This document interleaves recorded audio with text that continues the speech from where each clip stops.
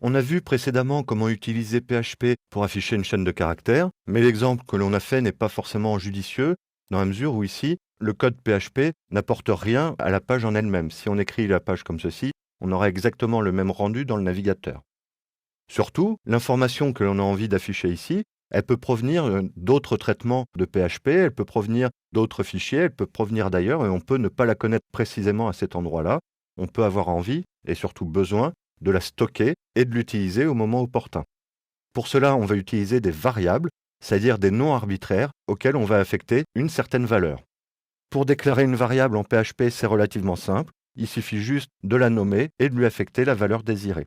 Alors quand je disais que le nom est arbitraire, c'est pas tout à fait vrai. Une variable en PHP doit toujours commencer par le signe $, être suivie d'une lettre et ensuite être composée d'une combinaison arbitraire de lettres, de chiffres ou de caractères soulignés. Donc par exemple ici, je vais appeler Toto. Pour l'anecdote, Toto c'est une variable qui est souvent utilisée en programmation pour des tests et pour des exemples. Donc $Toto et je l'affecte est égal à la chaîne de caractères qui représente ma balise HTML. Si je sauvegarde avec CTRL ou commande S et que je vais dans le navigateur pour voir le rendu, donc je rafraîchis la page avec F5, et là on voit que la phrase ne s'affiche plus. Donc si je fais CTRL ou commande U pour voir le code source, on voit effectivement que la portion de code n'apparaît plus dans la page HTML. En fait, on a déjà rencontré la même problématique tout à l'heure avec la commande echo. Ici, on a bien affecté du contenu à la variable $Toto, mais ensuite, on n'a pas demandé à PHP d'en faire quoi que ce soit. Donc, il l'a gardé en mémoire, mais il ne l'a pas affiché. Donc, pour l'afficher, il va falloir utiliser une seconde instruction. Alors, quand on utilise plusieurs instructions, il est préférable de les séparer par des sauts de ligne. Et là, je vais pouvoir mettre echo $Toto.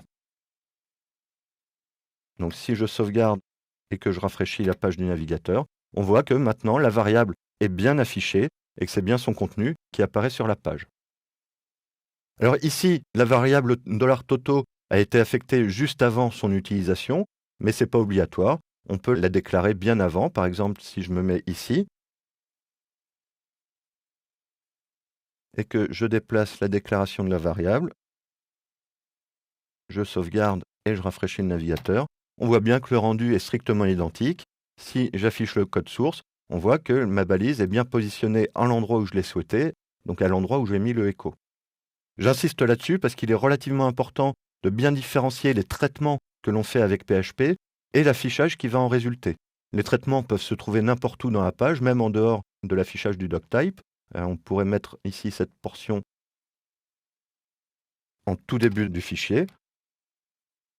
On aurait exactement le même résultat.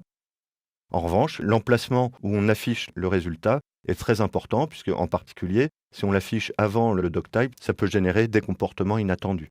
Donc il est important, quand on affiche des informations, d'être bien sûr de l'endroit où on les affiche pour conserver un document valide. Autre chose, ici, donc j'ai demandé d'afficher $Toto, mais si je demande l'affichage de $Tata, par exemple, que je fais une sauvegarde et que je rafraîchis le navigateur, on voit qu'ici, PHP me renvoie une erreur. Alors, ce n'est pas tout à fait une erreur, vous voyez, c'est de type notice, c'est une information qui vous dit que Tata est une variable indéfinie et donc qui ne peut pas l'afficher. Alors, l'affichage de cette erreur dépend du paramétrage de votre version de PHP. Donc, en local, sur la version WAMP, c'est bien d'avoir l'affichage de ce type de notification pour pouvoir débugger. En revanche, alors là, j'ai téléchargé le même fichier sur l'hébergement Video2Brain de développer.com, donc sur un serveur.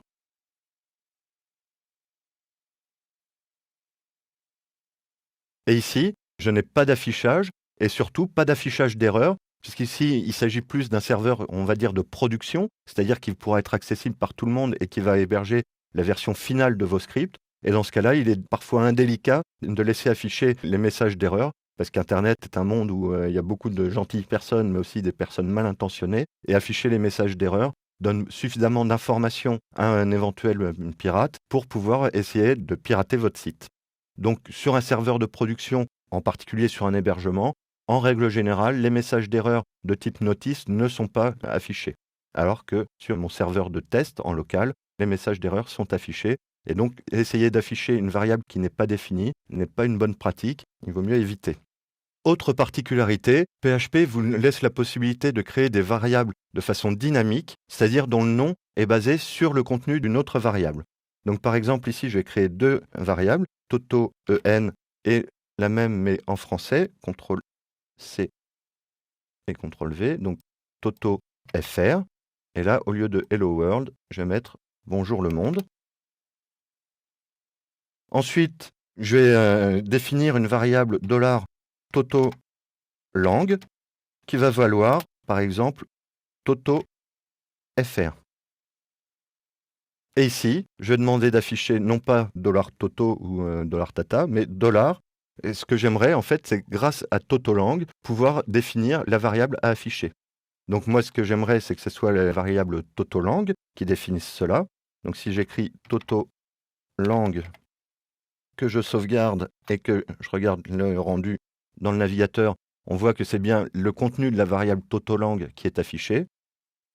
En revanche, si je rajoute un autre signe $ avant, en fait, PHP va considérer que la variable que je définis ici, c'est la variable dont le nom sera $TotoLang.